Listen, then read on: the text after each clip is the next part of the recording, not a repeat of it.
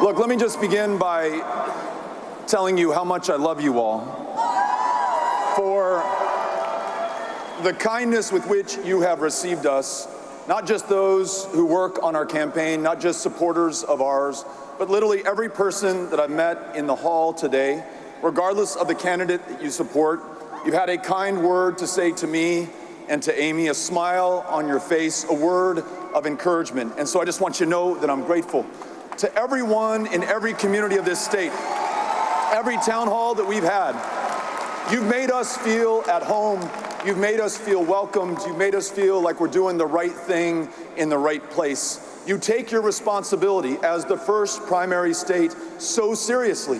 And I've met those of you who've told me that you've met me 5 or 6 times, and by the 10th time you will make up your mind, one way or the other. And I'm grateful for that. But I want to say a special word for our campaign, for our supporters, for our volunteers who are organizing and knocking on doors, for those crazy mothers who are here at 2:30 a.m. in the wind and the rain setting up those signs. We have the best team I could have ever hoped for, and I just want to tell you that I'm grateful, I'm proud of you, and we will make the most of this moment that we have here together. Thank you. Listen, so many of you have been sending your encouragement and your strength and your love and your thoughts and your prayers and your commitment to act to the people of El Paso, to the people of Odessa and Midland, to those in West Texas who have endured one massacre after another, to a state that has seen 4 mass shootings in under 2 years. And I want to tell you that everything that you have sent our way has been gratefully received. I was born and raised in El Paso, Texas. Amy and I are raising Ulysses and Molly and Henry there as well. It's a magical place. Connected with Ciudad Juarez, it forms the largest binational community in the Western Hemisphere. 3 million of us, connected, not separated by the border and the Rio Grande River, forming something far greater and more powerful than the sum of our parts or the number of people involved. El Paso, Texas, in fact, is one of, if not the safest cities in the United States of America, not despite, but because it's a city of immigrants and asylum seekers and refugees and their sons and daughters who make us great by their very presence.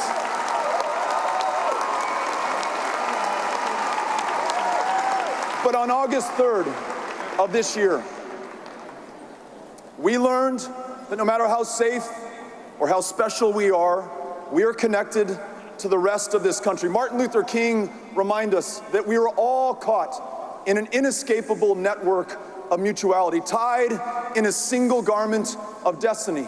This is a violent country that loses more than 40,000 of our fellow Americans every year to gun violence.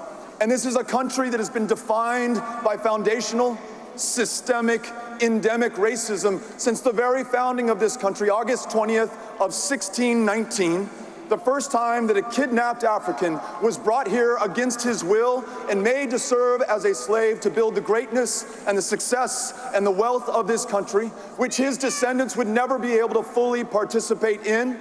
This is the reality of the United States of America, and sooner or later, it was going to find us. It wasn't a matter if, it was a matter of when. And on August 3rd, it did, when a gunman who legally purchased an AK-47, a weapon designed for killing people as effectively, as efficiently, in as great a number as possible on a battlefield, drove 600 miles, fueled by that racism, that hate, that fear, and that intolerance that has always been part of this country, but has been given new life by the President of the United States, Donald Trump, who has called Mexican immigrants rapists and criminals, who has sought to ban all Muslim travel to the United States of America, who calls Klansmen and Nazis very fine people.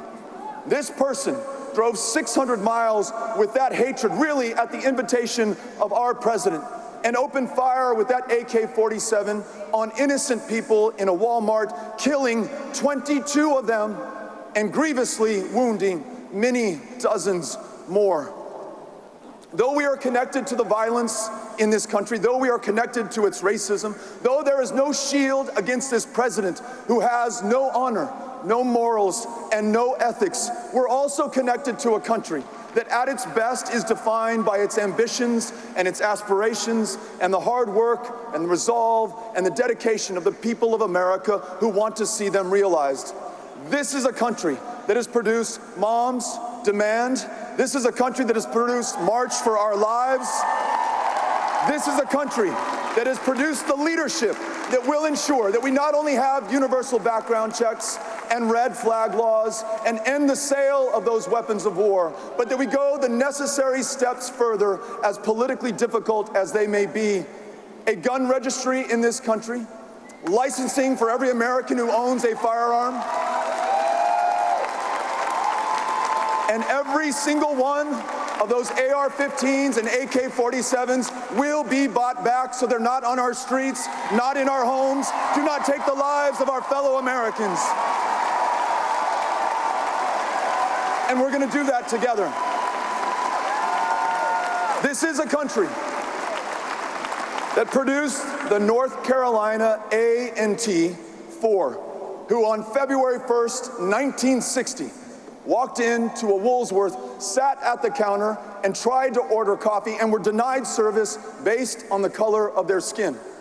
But they did not give up. They had the courage of their convictions. They returned day after day until on July 25th of that year, that lunch counter was integrated, until later on they shocked the conscience of this country, inspired others who were willing to act and defy Jim Crow and segregation in this country, like those children in Alabama who were arrested by the hundreds in the Children's Crusade in 1963. It is that leadership on civil rights that this country produced that granted us the Voting Rights Act and the Civil Rights Act. It is their inheritors, Black Lives Matter, who today will make sure that we effectively confront this racism in this country, sign into law a reparations bill, and make sure that we repair the damage done and stop visiting this injustice on future generations.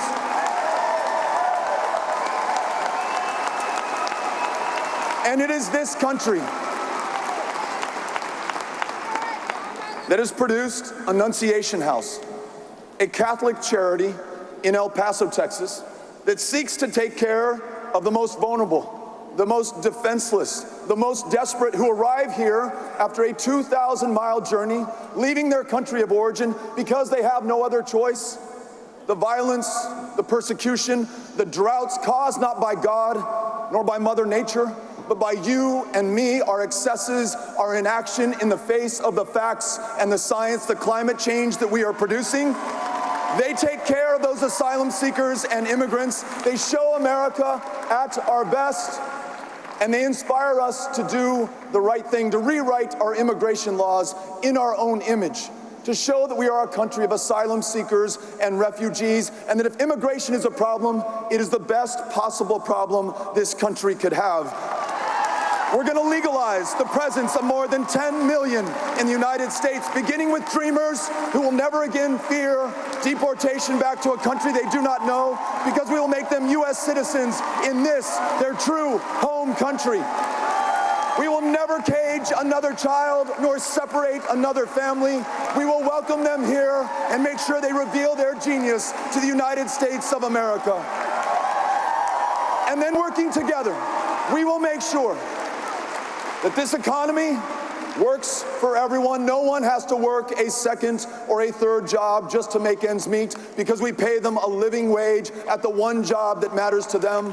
That healthcare is not a function of luck or privilege or circumstance, but a basic human right that you can count on for primary care, for prescription medication, for mental health care, and for every woman's ability to make her own decisions about her own body and have access to the care that makes that happen. Y por último, we are going to work on this together. Democrats, independents, Republicans, before we are any of those things, we are Americans and we are human beings first. And we're going to start treating one another in that way. Show up everywhere for everyone, write no one out, take no one for granted, count everyone in. That's how we defeat Donald Trump, and that's how we bring this great divided country back together again. Thank you, New Hampshire, for having us out. Les agradezco. Muchas gracias. Nos vemos.